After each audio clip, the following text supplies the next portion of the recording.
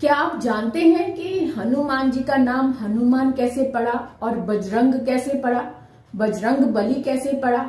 आज हम इस बात पर चर्चा करेंगे कि हनुमान जी का नाम, जो कि वास्तव में जिनका नाम मारुति है, उनका नाम हनुमान कैसे पड़ा और बजरंग बली कैसे स्थानीय भाषा में परिवर्तित हो जाता। रामायण कथा के अनुसार हनुमान जी का नाम हनुमान कैसे पड़ा और बजरंग बली कैसे पड़ा, इस बात की आज हम चर्चा करेंगे कि रामायण कथा के अनुसार उनका वास्तविक नाम तो मारुति था और जब मारुति एक बार सूर्य को निगलने के लिए चल पड़े थे, बचपन में जब सूर्य को निगलने चल पड़े थे, तब उनको बचाने के लिए इंद्रदेव ने वज्र फेंका था हनुमान जी पर। ठुड्डी में चोट लग गई थी और वो हनुमान जी जमीन पर गिर पड़े थे मूर्छित होकर।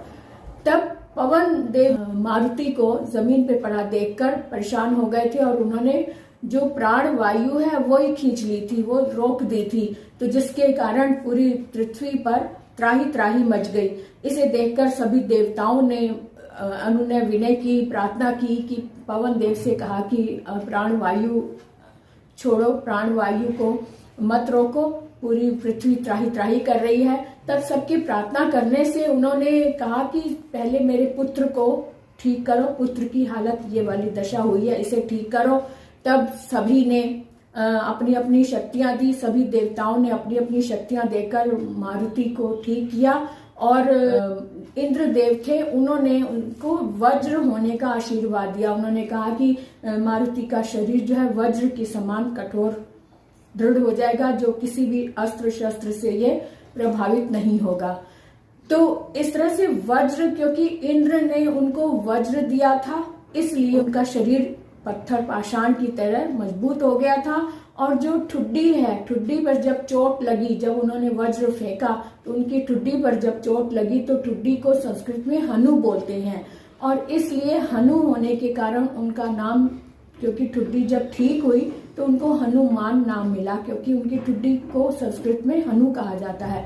हनु के कारण उनका नाम हनु पड़ा और वज्र के समान उनको शक्ति मिली, बल मिला, इसलिए उनको वज्रांग कहा जाता था। वज्रांग जिसका शरीर है वज्र, धन, अंग।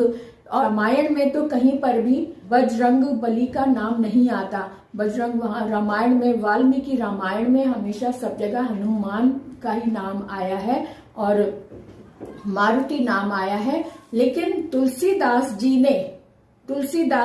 की रामायण रामचरितमानस में ये बजरंग नाम आया है। बजरंग नाम देने का श्रेय तुलसीदास जी को जाता है।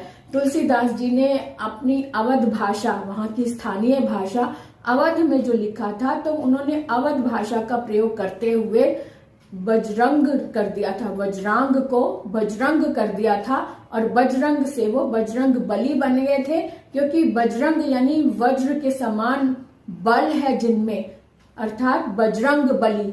तब से उनका नाम बजरंग बली फेमस हो गया, प्रसिद्ध हो गया, क्योंकि स्थानीय भाषा के अनुसार जो नाम विकसित हुआ, जो प्रख्यात हुआ, वही सबकी जुबान पर चढ़ गया। तब से यानी तुलसीदास जी की रामचरितमानस में बजरंग बली नाम दिखाई देता है, इसलिए इस नाम को देने का श्रेय तुलसीदास जी को जाता है।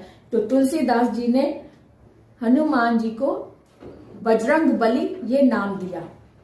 तो इस तरह से हम समझ सकते हैं कि हनुमान और बजरंग बली कैसे पड़ा।